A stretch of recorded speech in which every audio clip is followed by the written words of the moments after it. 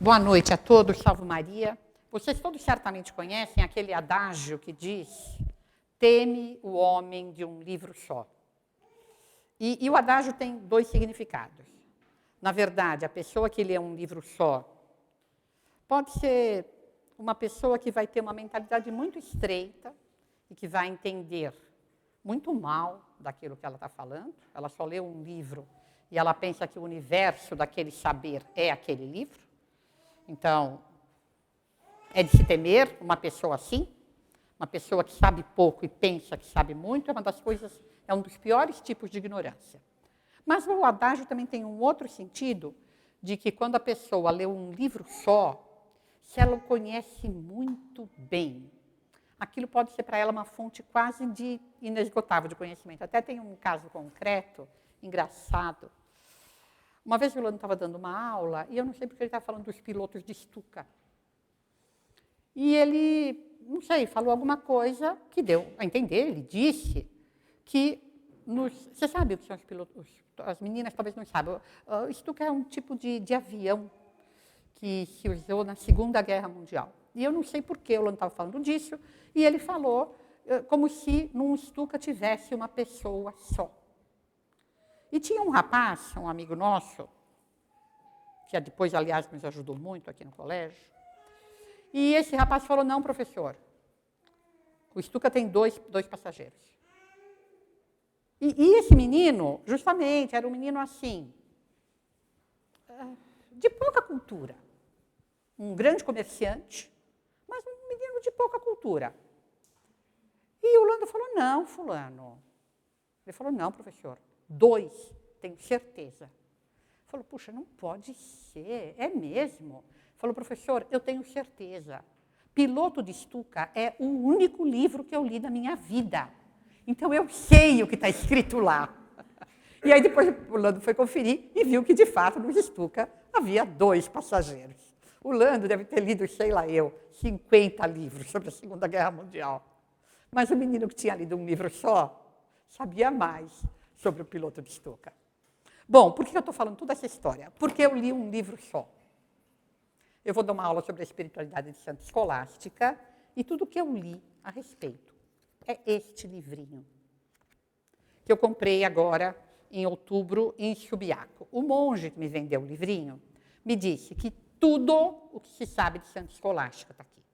Foi escrito por esse monge beneditino, Dom Mariano F. Grosso, é um livro que tem a publicação original mais de 20 anos, porque, de fato, de Santa Escolástica se sabe muito pouco. E, portanto, ele conseguiu, nesse livrinho, por tudo que sabe da vida dela, dos pais dela, e ainda fazer uma espécie de tratadinho sobre a espiritualidade dela. Então, como hoje para nós é um dia especial, é o dia da profissão da nossa querida irmã Inês, coincidiu que a minha aula foi marcada neste mesmo dia, eu pensei em usar um tema que tivesse a ver, sei lá, com a nossa casa, com a Fraternidade de São Mauro, e por isso que eu escolhi dar para vocês, conversar com vocês sobre isso hoje. É uma coisa muito simples. Para muitos de vocês, provavelmente estarei chovendo no molhado. Vou dizer para vocês uma porção de coisas que vocês já sabem. Mas sempre tem os mais novos, que ainda tem muito que aprender, então sempre pode valer a pena. E mesmo quando a gente ouve uma coisa que a gente já sabia, muitas vezes as coisas têm um sabor novo. Aquilo que é verdade é, de uma certa maneira, sempre novo e sempre pode nos tocar a inteligência ou a vontade de uma maneira diferente e nos fazer um bem que antes não nos tinha feito. Portanto, eu vou pedir perdão àqueles que vão ouvir tudo que já sabem, e em honra de Santa Escolástica, e também para agradecer a Deus pela nossa irmã Inês, é dela que nós vamos falar hoje. Muito bem, um pouco de história.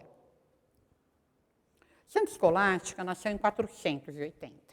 Todo mundo que foi aluno do Lando, aqui tem pouca gente que foi aluna dele. Que foi aluna na escola, acho que sou só eu, né? Que foi aluna na escola, o Alex, fomos alunos na escola. Você foi aluno de história dele, você aprendeu com ele as divisões da história? Não, eu aprendi com ele as divisões da história. Então, uma das primeiras coisas que a gente aprendia, o Lando, ele fazia uma coisa que vocês nem imaginam como é que ele dava aula. Ele explicava e, em seguida, ele ditava. Nós tínhamos os cadernos lotados, porque ele explicava e aí começava a ditar. E a gente escrevia. Uma das primeiras coisas que eu aprendi, me lembro ainda de estar no meu quarto decorando, era a primeira vez na minha vida que eu estava estudando para uma prova de história. Eu estava com 15 anos, jamais tinha estudado para uma prova de história na minha vida. E eu lá decorando, 1476 a 476 a 1453.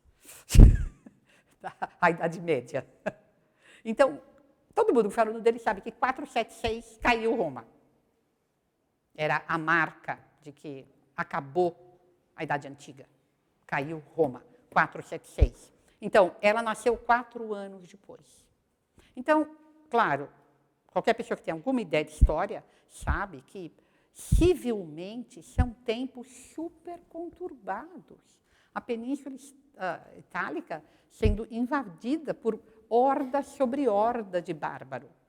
A queda de Roma, para aquela gente, a gente vê, por exemplo, mesmo antes da queda final, Santo Agostinho vai escrever toda a cidade de Deus, porque para aqueles homens antigos era uma coisa inacreditável. A civilização romana está acabando.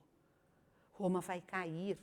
E até, vocês devem lembrar, aqueles que leram a Cidade de Deus, Santo Agostinho começa explicando isso, o grande tema dele, assim, o que o leva a escrever, por assim dizer, é porque muitos pagãos diziam, tá vendo, enquanto a gente cultuou os deuses, a gente foi grande, depois que chegaram esses cristãos, olha o que está acontecendo com Roma. O cristianismo é culpado da decadência da civilização. E ele vai escrever toda a Cidade de Deus para provar que isso não é verdade. Então, tempos muito conturbados. Em 455, foi o saque de Roma por Genserico, que era chefe dos vândalos. São Leão Magno, ele obtivera 2 coisas que só um homem enorme como ele era pode obter. Ele conseguiu que a Basílica de São Pedro e São Paulo não fosse destruída e que ela fosse de verdade um asilo para a população civil. Quem entrasse lá estaria a salvo. Mas muita gente foi levada escravo para a África e também muitas obras de arte, muitas coisas da civilização romana e já da civilização paleocristã foram roubadas e, finalmente, a maior parte destruída. A partir de 488, há uma luta, né, entre os ostrogodos, né, o chefe deles é Odoacro, aqui acho que está escrito errado, ele que depusera o último imperador romano, e com esses Érolos, que é uma gente que vinha lá da Dinamarca, né, André? Todos eles eram germanos, mas esses aqui eram mais do norte, não eram? Pelo menos eu li isso, mas eu também não sei nada dessas coisas. Bom, e o fato é que tudo isso vai terminar com a instalação de um governo romano gótico, mas a gente não deve imaginar, sei lá, hoje, por exemplo, a gente está tendo 2 guerras importantes, né, no Oriente Médio e na Ucrânia. Mas isso para nós é uma coisa lá distante. Afeta um pouco a nossa bolsa, mas é só isso. Aqui não. Roma, particularmente, estava um caos absoluto. Havia uma verdadeira guerra civil, lutas nas ruas, era tudo muito, muito, muito caótico. E, além disso, houve um cisma. Um cisma de que, sei lá, o principal personagem é Símaco, na verdade, São Símaco, que foi papa de 498 a 514, então ele vai pegar bem esse núcleo, esse primeiro desenvolvimento de Santa Escolástica, mas o começo do pontificado dele foi muito conturbado, porque apareceu um antipapa, um tal de Lourenço. Na verdade, no mesmo dia que o Papa foi eleito como pontífice, que foi 22 de novembro de 498, ele foi escolhido na Basílica de Latrão, pela maioria do clero. Mas em Santa Maria Maggiore, o Senado romano, liderado por um tal Festus, escolheu outro papa. Essa maioria clerical, os papas, que elegeram o papa de verdade, que era São Símaco, o antecessor dele, que foi o Papa Anastácio II, tinha uma política muito pró-oriental, a favor dos bizantinos. Até Dante o coloca no inferno por causa disso. E essa minoria que elegeu o Papa Lourenço era pró-bizantino. Nesse momento, o imperador Teodorico estava pró-bizantino. E, como estava uma guerra, de fato, houve muitos assassinatos das pessoas que eram pró-papa pelos que eram pelo antipapa. Roma, de fato, entrou numa grande guerra civil. Eles vão tomar uma decisão muito perigosa. Eles vão levar, as duas facções resolvem levar o caso para o imperador. O imperador que vai decidir quem é papa. Isso é um absurdo. O imperador não tem esse poder. Mas eles vão levar. E o imperador, que era esse rei Teodorico, no começo, ele foi assim, lógico. Não, espera, a maioria dos clérigos elegeu Símaco. Lourenço foi eleito pelo Senado, portanto, o Papa é Símaco. Mas os adeptos de Lourenço, eles ficaram muito bravos. E, em 501, São Símaco celebrou a Páscoa em 25 de março, que era segundo o antigo calendário romano, e não em 22 de abril, segundo o novo calendário alexandrino. O imperador, ele era ariano, e isso foi irritante para ele, que o Papa tivesse mantido o calendário antigo. Então, e aí porque também os opositores de São Símaco estão levantando contra ele muitas acusações, inclusive dele ter falhado contra a castidade, dele ter desperdiçado os bens da igreja.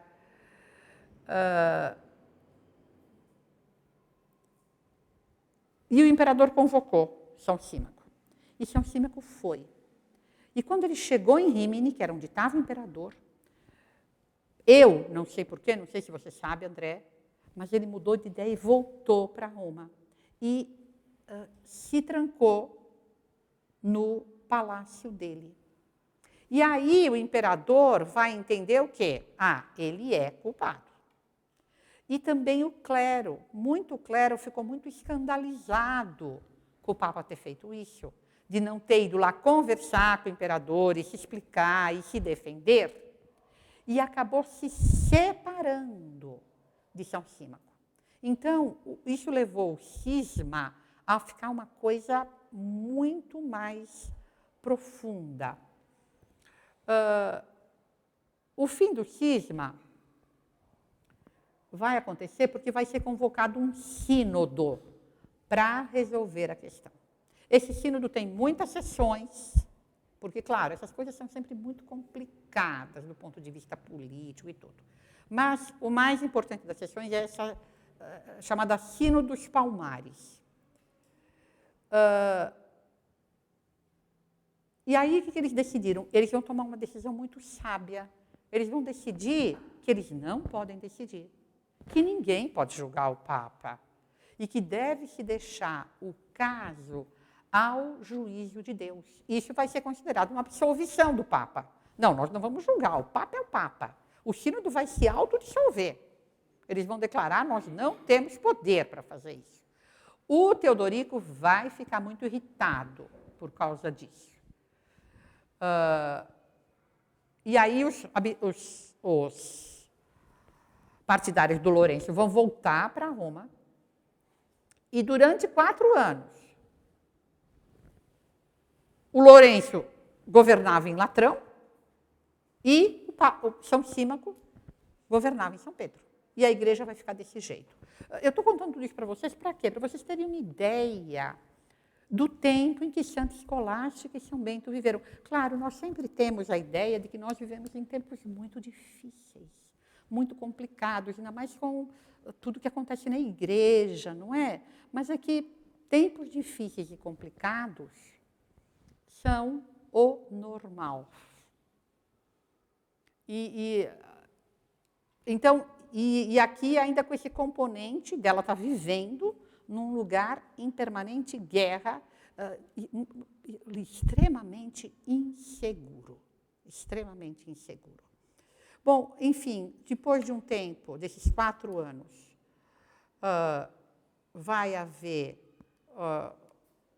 muitas negociações, e principalmente esse diácono Enódio e esse diácono Dióscoro, eles vão conseguir, através de negociações, também porque Teodorico tinha parado de apoiar Bizâncio, então ele vai estar mais favorável a São Símaco, e o fim do governo de São Símaco vai ser um fim mais tranquilo, e hoje em dia ele é mais conhecido do que tudo, porque foi ele que introduziu Glória na missa. Também foi a primeira vez que mandou um pálio, sabe aquilo que manda para as basílicas? Foi a primeira vez que se mandou um pálio para fora da Itália. O que foi, de uma certa maneira, uma marca do poder de Roma de agir fora do limite ali da cidade de Roma, ou pelo menos da Península Itálica. Bom, então esses são os tempos. Tempos extremamente conturbados, tempos extremamente perigosos. Mas Santa Escolástica não nasceu em Roma. Ela nasceu num lugar a nordeste de Roma, chamado naquele tempo Núrcia e hoje Norcia. Essa aí era, né, agora não sei como é que ela está, é a basílica que foi construída no lugar da casa natal deles. Quando nós estivemos lá, descendo uma escada, a gente ia até o quarto em que Santa Escolástica e São Bento, que eram gêmeos, como vocês sabem, tinham nascido. Me lembro que eu estava na casa das irmãs e você estava num outro hotelzinho, você ficava ali perto. E que você também me contou que no teu hotel acontecia o mesmo que no meu, os lustres balançavam para cá e para lá. Embora não tenha havido terremoto em Roma, mas os lustres balançavam. E o terremoto destruiu a basílica. Aí o bispo, inclusive, aproveitou para mandar embora os monges que estavam lá. Estava lá uma congregação de monges beneditinos americanos que celebravam o rito antigo. E que estava crescendo muito, tinha muita gente moça. Como caiu no chão, acabou. Aí o bispo falou, eu não quero mais vocês aqui, vão embora. Eles conseguiram comprar uma propriedade fora de Norcia, uma antiga igreja abandonada em ruínas, e claro, com um monte de vocações e o dinheiro americano. Eles já reconstruíram a basílica, eu recebo a newsletter deles, então já reconstruíram a basílica, estão já fazendo tudo quanto é cerimônia, estão já... Talvez para eles tenha sido até melhor sair, porque aqui eles estavam no centro de Norcia. Agora eles estão numa paisagem idílica, maravilhosa. Mas essa, então, é a terra natal de São Bento. A Norcia é uma cidade muito antiga, ela já era habitada no Neolítico. Os pais dela são esse Eupróprio, que ele é dos Anícios. Os Anícios são uma família muito importante em Roma, a gens Anícia. Hoje ainda, em Roma, tem uma igrejinha muito pequenininha, chamada São Benedetto em Piscínula, né? Em Piscínula, que é onde era a casa dos Anícios. Se conserva como uma capela o que teria sido o quarto de São Bento, que tem na parede uma imagem de Nossa Senhora que se diz que já estava lá quando ele foi estudar em Roma e ficou hospedado nessa casa. Tem também nessa igreja, à direita de quem entra, aqui assim, a imagem de São Bento mais antiga de que se tem notícia. Uma imagem pintada em pedra, me parece. Que é, agora eu estou meio esquecida, André, você lembra do século V, do século VI? Então, os anícios eram gente muito importante. E o que eu próprio estava fazendo lá? Houve, em Nórtia, uma revolta promovida pelos judeus da cidade. Eu não sei, ignoro qual era o objetivo, os propósitos da revolta. Mas o fato é que o Senado romano mandou para lá o próprio, com uma tropa. Ele era uma espécie de centurião, ele comandava para resolver essa questão dessa revolta dos judeus. E estando lá, parece que ele já não era tão jovem, mas ele vai conhecer essa moça, que era de uma família rica ali da região. Ele também era de uma família rica, ela era de uma família rica, o nome dela era Abundância.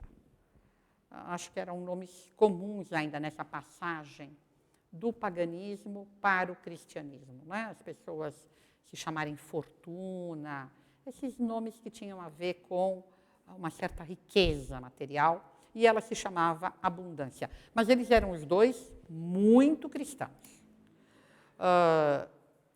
E se casaram, então, e vão ter, que se saiba, esses dois filhos. E não se sabe muito mais sobre eles. Levanta-se até a hipótese dela ter morrido no parto. Porque alguns autores que eu li sobre isso, eles comentavam que Bento tinha uma relação muito próxima com a ama dele. Tanto que quando ele vai para Roma, a ama vai junto. E mesmo quando ele deixa Roma, quando ele, com medo, ele vai para lá estudar. O clima da cidade, porque tudo isso que eu contei, toda essa questão do Papa, o autor comenta, tinha criado uma corrupção em Roma enorme. É uma coisa comum. Sempre que o papado se enfraquece, a corrupção aumenta. Ele diz que a corrupção em Roma era, de fato, assim, espantosa. Então, quando São Bento chega para estudar em Roma, ele se assusta. E ele tem uma atitude de humildade e ele pensa, se eu ficar aqui, eu vou me perder. Então, ele abandona a cidade. Como que é o nome daquela cidade a qual ele vai, padre? A Fide. Mas ele vai junto com a ama. Não é curioso a pessoa assim, digamos, vou me retirar do mundo, mas a minha ama vai comigo. Então, eles tinham uma relação tão próxima que alguns autores levantam a hipótese dela ser para ele uma espécie de mãe, de fato. Dela, de fato, os ter meio criado, porque a mãe dele talvez tenha morrido no parto. Mas o fato é que não se sabe mais nada dos pais deles, a não ser isso. A história acaba aqui. Casaram, tiveram esses filhos, não se sabe se tiveram outros, não há notícia de outros. Parece que provavelmente se teria alguma notícia, porque eles eram gente importante. Então, parece que não houve outros filhos. O que aconteceu com os pais deles depois? Ninguém sabe. Quando eles morreram? Ninguém sabe. Supõe-se que relativamente cedo, pelo fato de Santa Escolástica sair de Nórcia.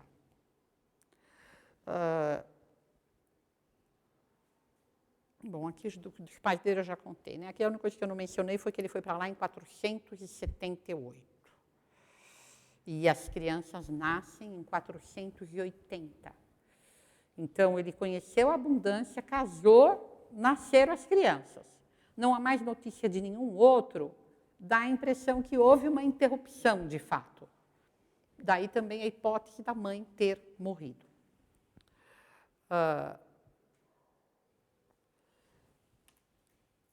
E agora a gente entra mais propriamente na vida de Santa Escolástica, nesse pouquinho que se sabe.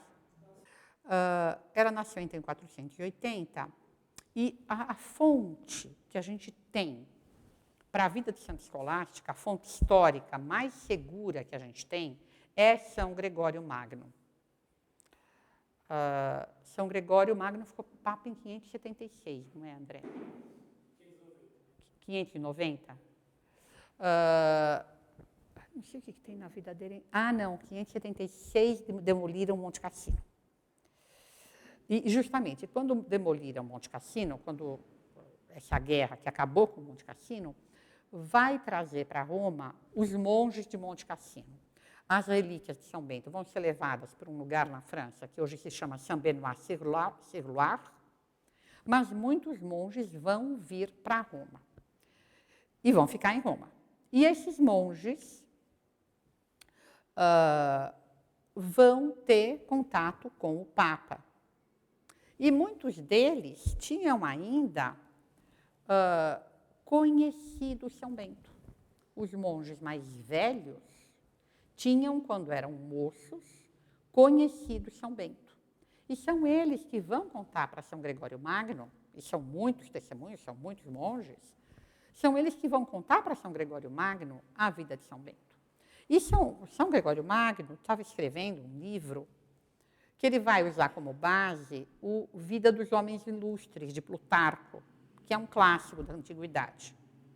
E ele vai escrever uma espécie de vida dos homens ilustres, mas dos cristãos. E o núcleo desse livro é a vida de São Bento. É um livrinho que vocês já viram 1000 vezes, que todo lugar vende, escrito Vida e Milagres de São Bento. É o núcleozinho desse livro de São Gregório, em que ele vai narrar a vida de São Bento. É o núcleo físico do livro dele, fica no meio, mas não é só, é o núcleo também assim intelectual, digamos, é a vida mais desenvolvida que ele conta, é a vida que ele dá maior relevo, é essa vida de São Bento. E é lá que ele nos conta alguma coisa a respeito de Santa Escolástica. Uma das coisas que ele conta é que ela era consagrada a Deus desde a infância. Infelizmente, a gente não sabe como. Pode ser que os pais a tenham consagrado? Pode ser. Isso era inteiramente normal naquele tempo. Vocês veem mesmo que São Paulo, como é que ele diz? Ele não diz quem casa faz bem, quem não casa faz melhor. Ele diz, quem casa a sua filha faz bem, quem não a casa faz melhor. Porque quem ia decidir se a moça ia casar não era ela. Era o pai, era a família.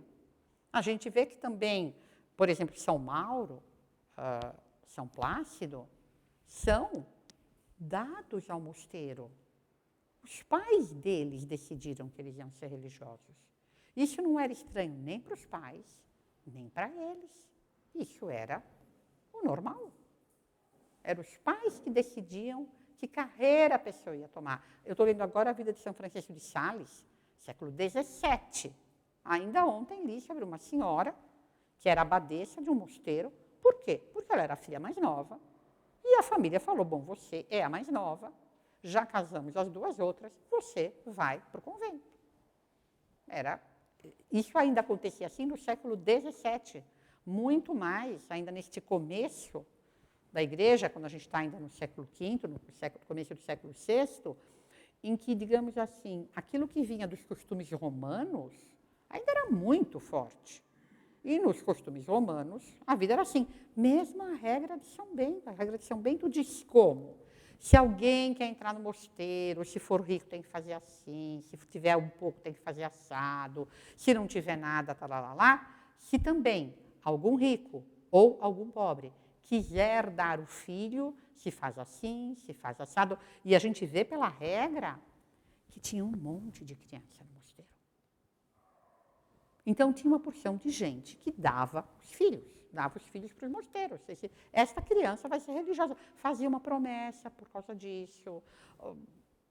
E aí, por causa disso, dava a criança. Era assim, isso era o normal da vida. Então, a gente não sabe, ele só comenta isso, que Santa Escolástica foi consagrada ao Senhor desde a sua infância. Pode ser também um desses casos extraordinários, como tem... Quem que a gente leu recentemente? Mas uma menina que se consagrou a Deus por ela mesma desde muito jovem. Isso acontece, a gente vê acontecendo nas vidas dos santos. Pode ser o caso dela, pode ser também, mas a gente, de fato, não tem dados para saber. Mas o fato é que ela era consagrada a Deus desde muito jovem. Alguma outra coisa mais que se sabe, o autor, digamos, investiga, é pelo padrão de como era educada uma menina rica naquele tempo. Então, havia um costume de dar instrução também às meninas, e essa primeira instrução era dada em casa, para meninos e meninas juntos. Então, ela deve ter recebido em casa a mesma instrução que São Bento, tanto mais que eles eram da mesma idade. Só que, a partir de um certo momento, ela acabou a instrução dela. E o garoto vai continuar a instrução dele. E é por isso que ele vai ser mandado para Roma. Ele vai ser mandado para Roma para desenvolver estudos mais aprofundados. Enquanto que ela, não. Se ela fosse uma pessoa que fosse se casar, seria o momento em que a família ia providenciar alguém para casar com ela. Como ela era uma pessoa consagrada, então ela ia permanecer na casa dela. Neste momento, os mosteiros estão começando a se desenvolver. Ela, inclusive, vai estar na raiz desse desenvolvimento dos mosteiros. Mas ainda era comum que as virgens consagradas vivessem nas próprias casas, com o pai, com a mãe, usando roupas simples, muito modestas, mas comuns, sem usar nenhuma roupa particular, sem usar nenhum hábito. Então, nós estamos exatamente nesse momento de transição. Os mosteiros masculinos começam primeiro,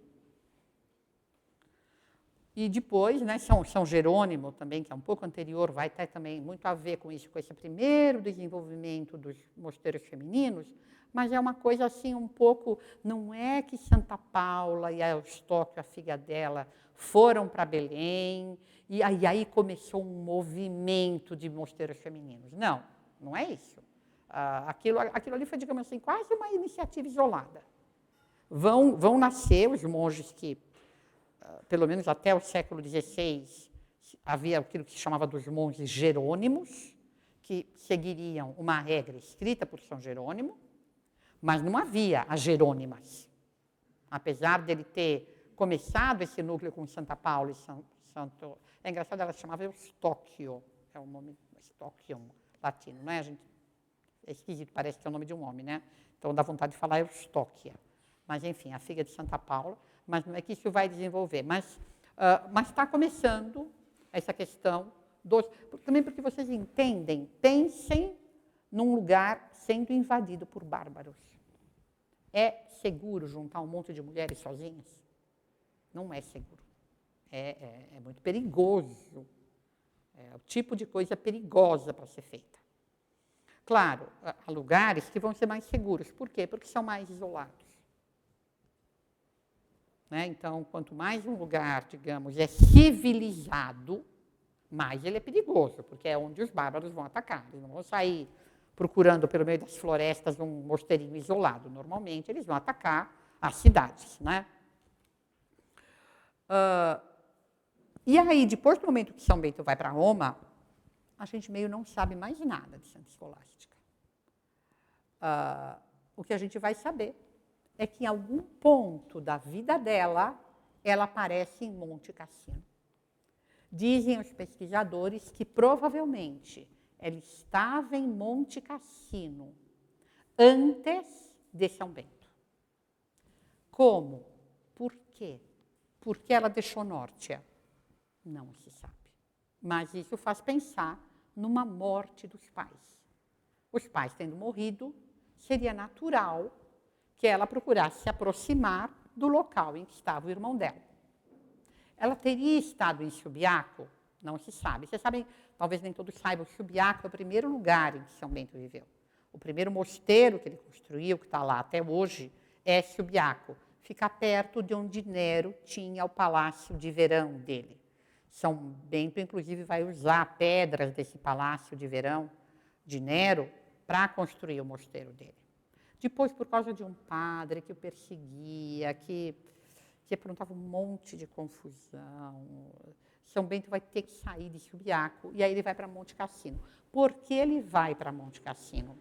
Porque um dos garotos que morava com ele, que nessa altura já estava adulto, São Plácido, o pai dele, tanto o pai de São Mauro quanto o pai de São Plácido, eram senadores romanos. Pessoas de posses, pessoas que tinham muita coisa. E o pai de São Plácido vai dar, então, ele que era dono dessas terras em Monte Cassino.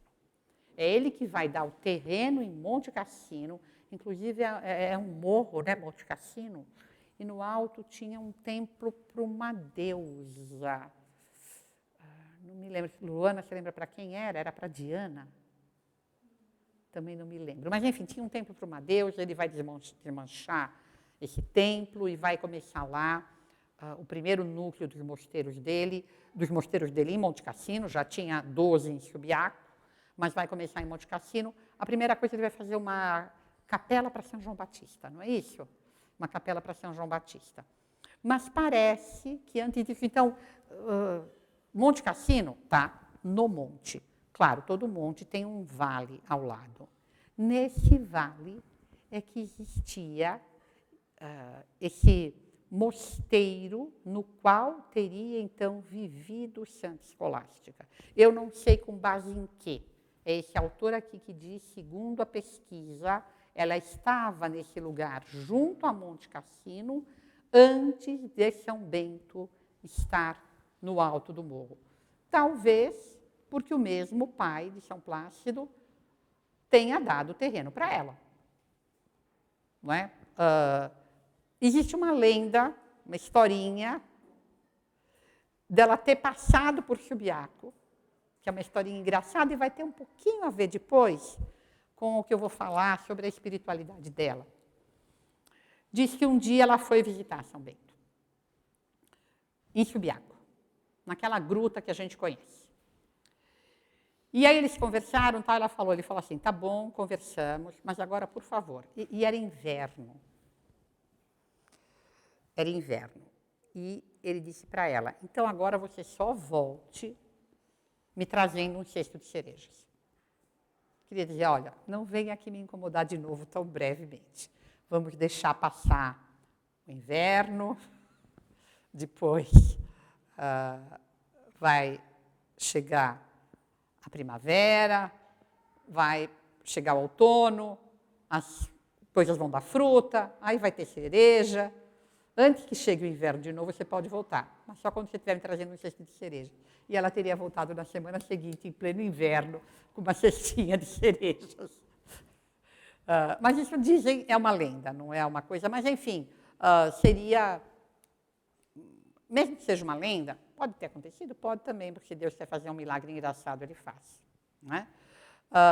Mas mesmo que seja uma lenda, revelaria um certo traço dela ter passado em Subiaco, de ter acontecido alguma coisa em Subiaco, que houve uma, digamos, uma memória dela lá. E agora eu vou fazer com vocês uma coisa que não se deve fazer, mas que eu vou fazer porque eu não tenho muita escolha e porque eu acho que o texto vale a pena. É o texto de São Gregório. E é um texto, me parece, bastante interessante, e é daqui que a gente vai poder tirar os pontos, porque isso aqui, digamos, é o mais histórico que a gente tem a respeito de Santa Escolástica. Então, se a gente tem que fazer uma investigação sobre a espiritualidade de Santa Escolástica, é praticamente só desse texto que a gente pode tirá-lo. E é por isso que eu quero que vocês o conheçam. Eu poderia dizer para vocês, o texto diz isso, isso e isso, mas eu queria que vocês o vissem com um pouco mais de detalhe, pesando um pouco as palavras de São Gregório, para entender por que a gente pode deduzir esses traços da espiritualidade dela. Então, diz o texto, tá? No livro 2º, capítulo 33. da vida dos homens ilustres. Diz ele, Escolástica, irmã de São Bento, consagrada ao Senhor Onipotente desde a infância, costumava visitar o irmão uma vez por ano. O homem de Deus descia, porque é um morrão, Monte Cassino. E era comum que os mosteiros tivessem fora dos muros um lugar em que se podiam receber algumas pessoas, que os monges não iam ter que ir muito longe do mosteiro e que alguém podia vir falar com eles ali. Então, deve ser nesse lugar que eles se encontravam. O homem de Deus descia e vinha encontrar-se com ela numa propriedade do mosteiro, não muito longe da porta. Certo dia veio ela como de costume, todo ano ela vinha. E seu venerável irmão, com alguns discípulos, foi ao seu encontro.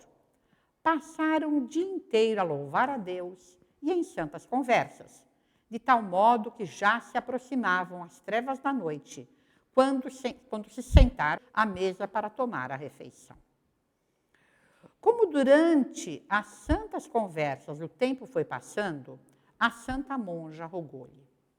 Ela, provavelmente, ia passar a noite nesse lugar, porque não dava para ir embora para o mosteiro dela. É relativamente perto, dá para vir a pé desse lugar em que é o mosteiro dela até Monte Cassino. Mas é uma grande caminhada, não era uma coisa para se fazer de noite. Então, esses lugares perto dos mosteiros costumavam ter onde hospedar alguém. Então, provavelmente ela ia passar a noite ali. Ele não, ele estava perto da porta do mosteiro. Ele ia simplesmente subir e rezar completas. Era isso que ele pretendia fazer. Como durante as santas conversas o tempo foi passando, a santa monja rogou-lhe: peço-te, irmão, que não me deixes esta noite, para podermos continuar falando até amanhã sobre as alegrias da vida celeste. Ao que ele respondeu-lhe: que dizes tu, irmã? De modo algum posso passar a noite fora da minha cela. A santa monja, ao ouvir a recusa do irmão, pôs sobre a mesa as mãos com os dedos entrelaçados e inclinou a cabeça sobre as mãos para suplicar o Senhor Onipotente, É curioso esse detalhe. Parece de alguém que viu. Provavelmente o monge que contou para São Gregório tinha visto a cena. Porque se eu não vi, eu não vou dizer que a pessoa cruzou as mãos, abaixou a cabeça. Eu vou dizer simplesmente, ela rezou.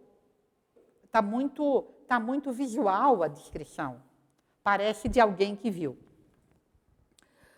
Então, entrelaçados, e inclinou a cabeça sobre as mãos para suplicar o Senhor Onipotente. Quando levantou a cabeça, rebentou uma grande tempestade, com tão fortes relâmpagos, trovões e aguaceiro, que nem o venerável Bento, nem os irmãos que haviam vindo em sua companhia, puderam pôr um pé fora da porta do lugar onde estava. Em Subiaco tem a cena, de fato tem uma chuva tremenda pintada, né? Lembra, Luana? Uma chuva tremenda ela pintada. Aqui é uma representação dessa cena. Eu não entendo direito o que é aquela pessoa falando do alto. Estão vendo a imagem? Tem uma pessoa falando, eu não sei quem é aquela pessoa. É uma representação de Deus? Eu não entendo direito o que é isso. Mas ele está um pouco apontando para lá, né? Mas eu não sei, não entendi. Bom, então começou essa chuva, ele não podia sair. Continua São Gregório. Então o homem de Deus, vendo que não podia regressar ao mosteiro, começou a lamentar-se, dizendo: que Deus Onipotente te perdoe, irmã.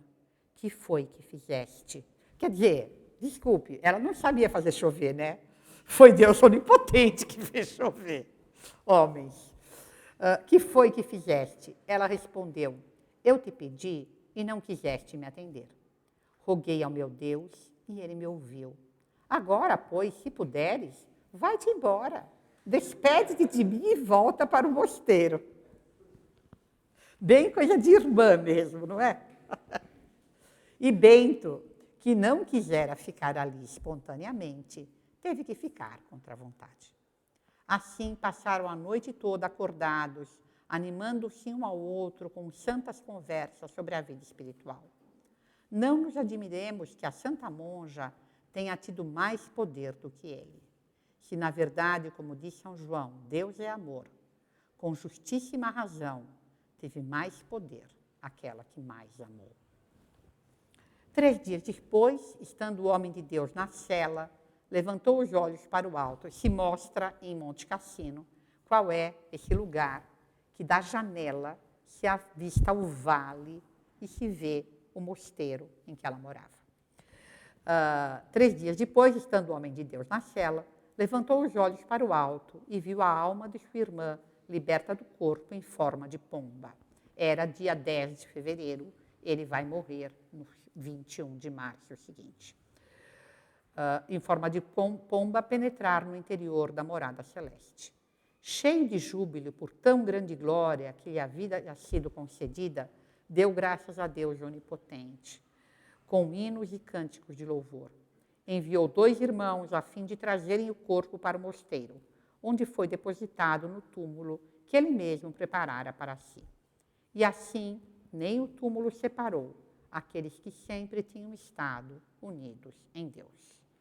E lá ficaram os corpos até que o mosteiro foi destruído pelos normandos, e a partir daí há toda uma controvérsia.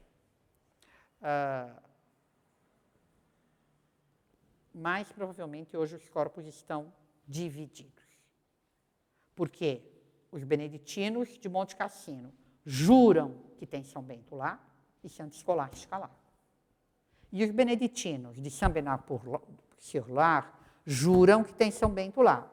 E a cidade do Mans, na França, jura que Santa Escolástica está lá. Então, me parece que, mais provavelmente, os restos mortais deles acabaram sendo, quando se voltou para Monte Cassino, isso era muito comum. Por exemplo, São Mauro, quando fugiram com ele lá do norte da França, os monges foram passando em vários lugares para até conseguir um lugar para ficar. Eles vão acabar ficando perto de Paris, num lugar chamado Les Fosses, que virou Saint-Maur-les-Fossés, e foi centro de peregrinação à Idade Média inteira, por causa do corpo de São Mauro estar lá. Esse corpo de São Mauro, depois, ele vai ser levado para Paris, porque havia uma abadia beneditina, Saint-Germain, não Saint-Germain-des-Prés, o outro Saint-Germain era uma abadia beneditina. O corpo de São Mauro vai para lá. E vai ser lá que a Revolução Francesa vai destruí-lo. Mas tem relíquia de São Mauro em Praga. Dessa distribuição que foi feita, porque onde eles iam, as pessoas falavam, tá bom, a gente vai hospedar vocês, hospedamos. Quando eles iam embora, falavam, mas agora, vocês dão um pedaço da relíquia para a gente? Porque as relíquias faziam muitos milagres. Então, as pessoas queriam, uma relíquia era uma coisa preciosa. Então, provavelmente, acredito eu, que o jeito de explicar São Bento aqui, São Bento lá, Santa Escolástica aqui, Santa Escolástica lá, é isso. Devem ter sido dadas relíquias quando os corpos foram voltar para Monte Cassino, quando o mosteiro foi reconstruído. O mosteiro vai ser construído por um abade no século VIII. E vai ser nessa ocasião que o Papa vai dar o manuscrito da regra de São Bento, que esses monges que fugiram de Monte Cassino tinham trazido para Roma, tinham entregado na mão de São Gregório, e 300 anos depois estava ainda no Vaticano. Quando nos anos 800, no século IX, nos anos 800, esse abade vai reconstruir Monte Cassino, o Papa vai falar, está aqui a regra de São Bento, levem, vai ser destruída lá nos bombardeiros da Segunda Guerra Mundial. Então, hoje não se tem mais o manuscrito da regra de São Bento. Bom, então isto é tudo o que se sabe de Santa Escolástica. É o mais histórico que nós temos da vida dela. Com base nisso, esse padre vai levantar, eu não vou pegar todos os que ele deu, eu escolhi 7, que me parecem mais próximos da história, alguns me parece que ele... são coisas verdadeiras. Mas quando ele fala, por exemplo, da devoção dela à Nossa Senhora, me parece, suponho que ela tivesse devoção à Nossa Senhora, todos os santos têm, mas do texto não dá para a gente deduzir isso.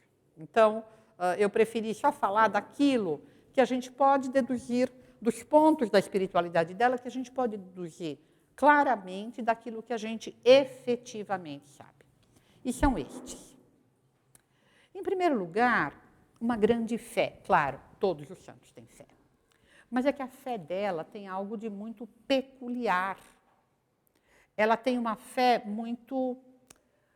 Primeiro, claro, uma pessoa que é consagrada a Deus desde a juventude só faz isso por uma grande fé. Todo religioso tem uma fé, digamos, especial. Por quê? Porque ele está apostando a vida numa coisa que não se vê.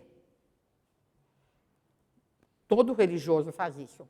Mas, além disso, é como ela disse para ele.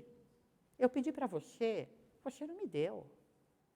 Eu pedi para o meu Senhor e ele me deu. Ela confiava, ela tinha essa fé assim em Deus. Uma fé, digamos assim, muito concreta.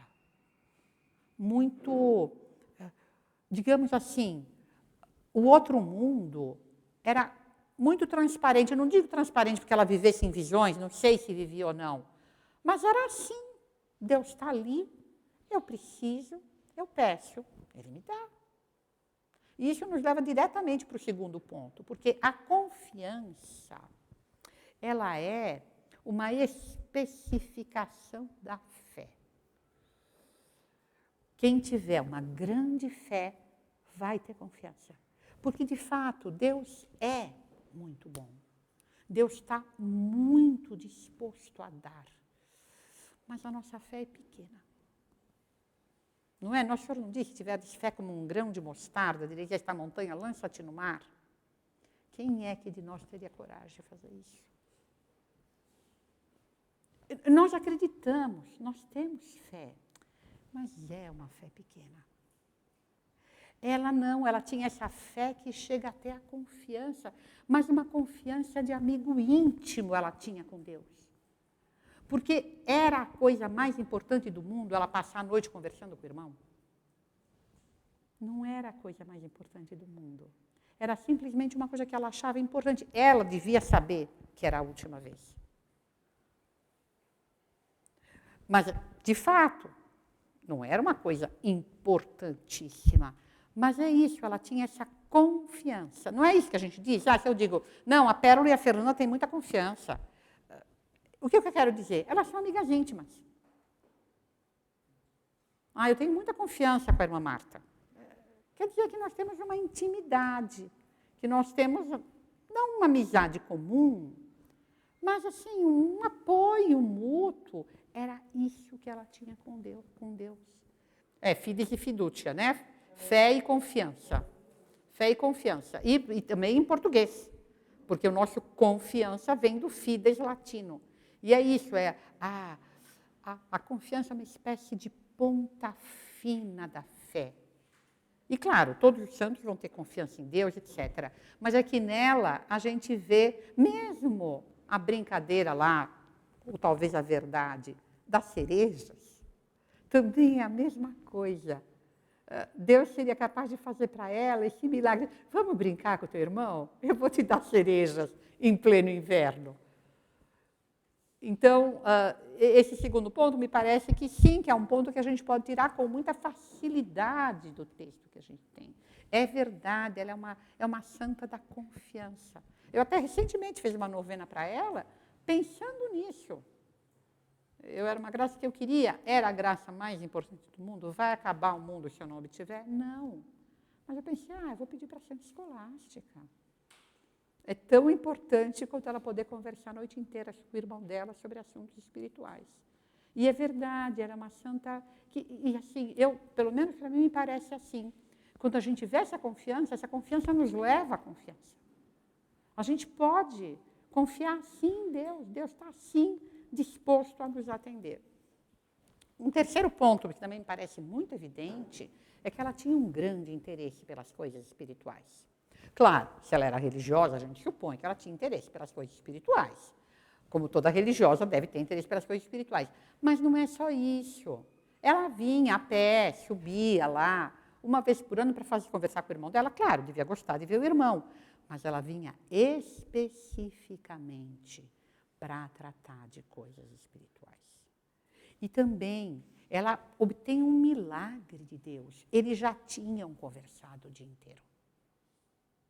Eles passaram rezando, Não é? Porque, mesmo na regra de São Bento, mesmo quem está fora do mosteiro, não deve deixar passar as horas regulares sem rezar as horas do ofício. E é bastante. Não é? Se você vai rezar todas, é bastante, dá bastante ocupação. Então, eles tinham feito isso, mas eles já tinham conversado bastante. E é curioso, né? Ela devia saber que ela estava para morrer. Mas é uma espécie assim, eu diria que é quase como se fosse uma avidez. Porque logo ela estaria do outro lado. Mas é como que a gente consegue aqui que a gente ganha do outro lado. Então, ela não queria perder nada do que ela pudesse ganhar aqui. Ela queria ter agora, aqui, todo o conhecimento que ela pudesse ter das coisas espirituais, para ter todo o amor que ela pudesse ter, porque é a cumbuquinha do amor, é a cumbuquinha que Deus vai nos encher de glória e de conhecimento dele. Então, ela tinha uma espécie de avidez por esses bens. Ela estava muito interessada. Ela vinha todo ano para conversar disso, e dessa vez, que era a última vez, e que ele já devia falar muito bem, não é? São Bento tinha aquela mesma graça que eu só conheço nele e em Santa Ana Maria Taide, que ela via aqui um globo, que quando ela olhasse para aquilo, ela via qualquer coisa que ela quisesse do mundo. E ele também, São Gregório disse que ele via o mundo inteiro num raio de luz. Então, ele devia ter, de fato, uma conversa espiritual, um conhecimento das coisas espirituais extraordinário. E ela tinha essa sede. O senhor falou alguma coisa, padre? E ela tinha essa sede desse conhecimento. Me parece que é um outro ponto que a gente pode dizer com muita clareza, que é um ponto da espiritualidade dela. Essa sede intelectual, mas que não é intelectual das coisas que não se veem. Não é de um conhecimento puramente humano, mas de um conhecimento divino, que ela achava que ele podia iluminá-la. E dessa luz que ele podia dar, ela queria tudo que ela pudesse obter. Um outro ponto que ele levanta, e me parece que ele tem razão, e ele dá 2 dados, que me parecem que os 2 são verdadeiros. É o espírito de mortificação. Em primeiro lugar, porque São Gregório diz que eles conversaram o dia inteiro e, à tarde, eles tomaram algum alimento. Então, eles ficaram conversando em jejum. Na regra de São Bento, se fala das refeições, e há épocas do ano, Páscoa, primeira refeição ao meio-dia. Páscoa vai até Pentecostes, não é isso? É, né? Normalmente, primeira refeição, noa, entre 2 e 3 da tarde. Tempo de penitência, primeira refeição, vésperas, por volta de 5 da tarde. Então, para eles, não era assim. Eu não sei como é que era a regra das mulheres, não sei se elas seguiam a regra de São Bento. Eu acho que não, provavelmente não sei, não tenho ideia que tipo de regra elas podiam seguir. Mas, em todo caso, é uma prova de mortificação. Eles estavam ali tratando de coisas espirituais. Uma outra coisa que ele diz é que ela, então, evidentemente, gostava muito de conversar com o irmão. É uma coisa que a gente vê. E, no entanto, embora ela tivesse a walking distance, ela vinha uma vez por ano. Era uma vez por ano que eles se encontravam. Então, eles se davam esse prazer de poderem conversar uma vez por ano. Todo mundo que é religioso e tem família perto ou longe sabe que não é fácil, não é? É difícil. E ela podia ir. Não é que... Porque, é claro, em tempos antigos, as pessoas que se separavam, frequentemente era para sempre. Né? Até os nossos pais e avós que vieram da Europa, ou mais das vezes, era para sempre. Mas ela não estava numa situação assim. Era ali. E, no entanto,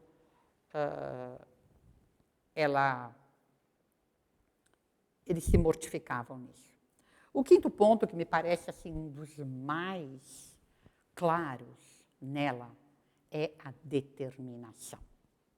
Em tempos tão conturbados, não é fácil uma mulher sair lá do norte e vir para cá. Precisava ser uma pessoa determinada, uma pessoa corajosa. Mas o próprio milagre que ele nos apresenta é de uma pessoa determinada. E Santa Teresa de Jesus diz que não há nada que o diabo tenha mais medo que de uma pessoa determinada. Então, e ela é essa pessoa. Porque tanto lá a brincadeira dos milagres das cerejas, como esse fato aqui que a gente tem de fonte mais segura, mostra uma grande determinação. Ah, você não vai fazer? Eu acho que vocês não conseguem ver.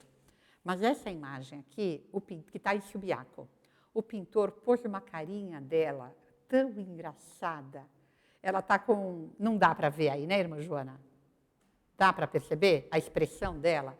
Ela está com uma expressão na pintura, a gente viu agora lá, a Lohana e eu tivemos lá em outubro, uma expressão de...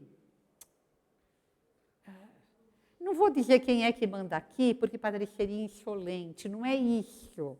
Mas é uma expressão de um certo triunfo, de alguém que vai obter aquilo que precisa. Ela parece uma pessoa muito determinada. E isso é uma grande qualidade espiritual. Porque nos falta determinação, é que nós estamos sempre começando. É que nem aquela brincadeira que se diz, né, um homem que dizia para o amigo, você está tentando parar de fumar? E ele fala, não, estou tentando, é difícil. Ele falou, não, eu acho fácil parar de fumar. Eu mesmo já consegui 3 vezes. Justamente, nós somos assim, nos falta determinação. Nós tomamos as nossas resoluções e quando os obstáculos aparecem, nós as abandonamos. Com ela não tinha esse negócio de abandonar uma resolução, não. Ela era uma pessoa determinada. E não há nada que o demônio mais tema do que uma pessoa determinada. Por outro lado, o autor comenta, eu acho que também se pode dizer, ela era uma pessoa de uma certa doçura. As atitudes que ela toma são doces. Ele falou não. Ela não ficou reclamando, ela não brigou, ela recorreu a quem podia atendê-la. Mas ela não brigou com o irmão. Ela vai simplesmente recorrer a Deus. É o contrário do que nós fazemos muitas vezes. Diante da dificuldade, nós nos enchemos de amargura. Reclamamos de tudo e de todos que estão se opondo àquilo que nós queremos. E muitas vezes não achamos essa doçura da vontade de Deus, de pedir aquilo que a gente precisa, e quando a gente obtém é ótimo, a gente fica muito feliz, mas às vezes também essa doçura de não obter o que a gente pediu. Mas para nós é mais fácil, nós em vez de sermos doces, sermos amargos. Em vez de ou aceitar as coisas como elas vêm, se é impossível obter de outra maneira, ou recorrer a esse meio poderoso da oração, dizendo a Deus da nossa confiança em que Ele é poderoso para nos atender, que nós estamos dispostos a aceitar a vontade dEle, mas que nós sabemos que Ele pode nos atender e que Ele tem, então, poder e bondade suficiente para nos atender, nós nos amarguramos. Amaldiçoamos os outros, as coisas, o governo, tudo. Como se brinca em italiano, piove, governo ladro. Tudo nós nos amarguramos sem ter essa doçura de... E, por fim, o último que eu vou comentar com vocês, porque me parece que é verdadeiro e a gente também pode tirar dos textos, ele até fala de que ela era uma pessoa bem-humorada. Ela tinha alegria, leveza de espírito. Ela obtém o que ela queria e ela ainda dá uma brincadinha com ele. Fala, você quer ir embora então? Vai, pode ir. Ela, de fato, ela tem essa... Não só ela não briga quando ele não quer, como depois ainda ela mostra essa... E se o negócio das cerejas é verdade, é também uma coisa bem humorada, uma espécie de brincadeira. E o bom humor, São Felipe Neri fala muito isso, e Dom Bosco também, que o bom humor é um excelente componente da santidade. Uma pessoa que é alegre, que é fácil, que não é mal-humorada, ela faz muito bem a si mesma e faz muito bem ao seu próximo. Porque, na verdade, esse bom humor, essa leveza de espírito, é, no fundo, uma profunda conformidade com a vontade de Deus. Vem disso que ela tinha, uma profunda confiança.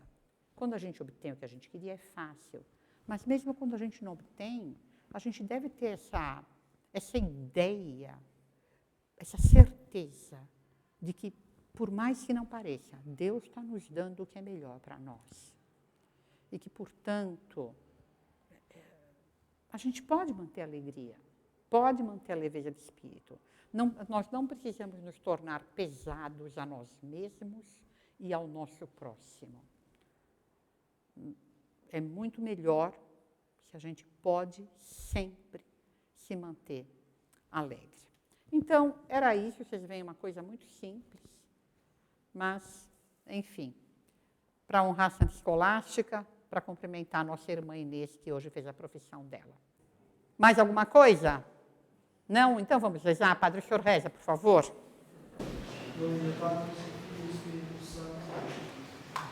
Ave Maria, cheia de graça, o Senhor é convosco, bendita sois vós entre as mulheres, bendito é o fruto do vosso ventre, Jesus.